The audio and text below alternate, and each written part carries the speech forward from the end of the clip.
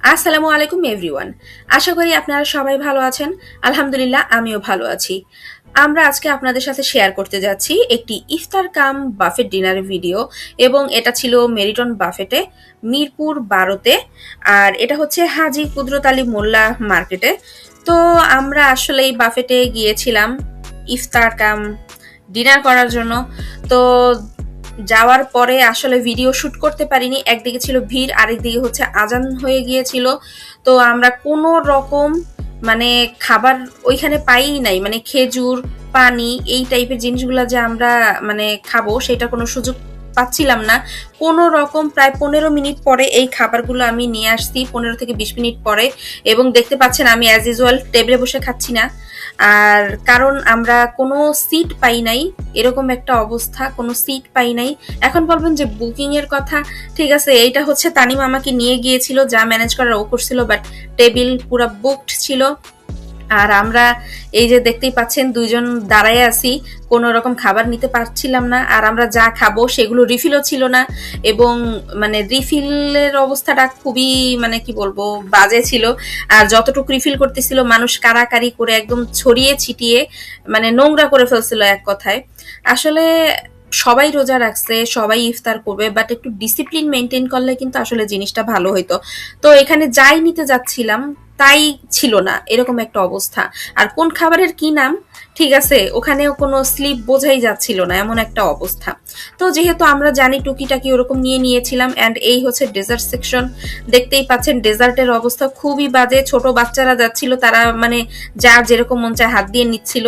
আমার খাওয়ার রুচি একদমই নষ্ট হয়ে গিয়েছিল এটা দেখে, যে ছোট বাচ্চা ও দেখা গেল হাত দিয়ে নিচ্ছে বা তার মা কিছু বলতেছে না। অ্যান্ড আমাদের মানে কি বলবো, এই হচ্ছে জুস যে সেকশন ওইটা, আর ওই পাশে ফুচকা, কফি এগুলো মানে সিস্টেম করা ছিল, লাইভ কিচেন। আর এই হলো সালাদ সেকশন। মানে বাঙালি জাতি এত পরিমাণে বাজে যা বলার মতো না, কিভাবে নিছে হালিম, স্যুপ, এগুলো মানে আমার ভক্তিতেই আসলে কুলায় নাই, ঠিক আছে। তো আমি এক পর্যায়ে করলাম কি, যে চলে গিয়েছিলাম তাদের লাইভ সেকশনে। তো দেখছি এখানে ফুচকা, তবে ফুচকা নিয়ে নিয়েছিলাম শুরুতেই। আর ওই পাশে একটা আপু কফি মেক করতেছিল, তো আমি ভাবলাম অ্যাটলিস্ট এই জিনিসটা একটু খাই কোনো রকম ভালো মতো। তো 2 কাপ কফি নিয়ে যাচ্ছিলাম আমি তানিমের জন্য আর আমার জন্য। আর আমরা এমন একটা জায়গায় বসেছিলাম, সেটা হচ্ছে যে ওনার আপু ভাইয়াদের যেই অফিস, তারা পার্সোনালি ওখানে বসে, সেখানে মূলত আমরা বসেছিলাম। এবং ওইখানে যে অনার আপু ছিল উনি আসলে ভালো, তো যার কারণে আমরা ওখানে অ্যাটলিস্ট বসতে পারছি। অ্যাকচুয়ালি তাদেরকে দোষ দিয়ে লাভ নাই, যারা রিফিল করে বা আমরা যারা খেতে যাই, আমাদেরও কিন্তু আসলে দায়িত্ব আছে যে আমরা একটা জায়গায় যাব, একটু ভদ্রতার সাথে যদি খাওয়া দাওয়া করি তাহলে জিনিসগুলো কিন্তু ভালো হয়। অ্যাকচুয়ালি রাস্তার মধ্যে মানে দাঁড়িয়ে দাঁড়িয়ে খাচ্ছিল, আমরা নেওয়ার সুযোগ পাচ্ছিলাম না। তো যাই হোক, আমি নিয়ে আসি কফি। তো তানিম আসলে গরমটা মুখে দেওয়া জিব্বাটা পুড়ে যায়, এই হলো অবস্থা। এরপরে হচ্ছে আমি এখানে একটু টেস্ট করতেছিলাম, একটু রেস্ট করতেছিলাম। বাট ওই আপু এবং যে ভাইয়া ছিল ওনারা এসে জিজ্ঞাসা করতেছিল যে কিছু খেতে পেরেছেন কিনা বা কিছু এনে দিব কিনা। অ্যাটলিস্ট এই জিনিসগুলো আমার কাছে ভালো লাগছে। তো এরপরে আমরা মোটামুটি কোনো রকম খাই, মানে একটু ডেজার্ট, পায়েস, এই টাইপের জিনিস একটু খাই কোনো রকম। তো এরপর আমরা উঠে একটু বাইরে হাঁটাহাঁটি করি। এক জায়গায় বরপক্ষ মানে ছিল, বিয়ে হচ্ছিল রোজার মধ্যেই।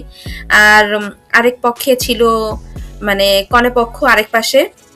তো আমরা সামনে দিয়ে করছিলাম, যে ওখানে যে অনার ভাইয়া ছিল উনিও বলতেছে, রিসেপশনে ছিল উনি, বলতেছে যে আপু ওইখানে ফটো বুথ আছে, আপনারা ওখানে গিয়ে ফটোশুট করতে পারেন। তো আমরা ভাবলাম যে না, যাওয়ার আগে আমরা একটু ঘোরাঘুরি করে তারপরে যাই। অ্যান্ড দেখেন মানে কি পরিমাণে অবস্থা, কি একটা বাজে অবস্থা হয়েছে যা বলার মতো না। আমার বাজে একটা অভিজ্ঞতা হয়েছে এখানে গিয়ে। এবং বাঙালি মানুষ এত পরিমাণে খারাপ, ঠিক আছে, মানে কিছু বলার নাই আসলে। আমার এখানে পার পার্সন নিচে আমাদের এক একজনের নিয়েছিল 999, মানে 1000 টাকা করে। তো আমি মনে করি যে আমার 2000 টাকা দুইজনের একদমই জলে গেছে।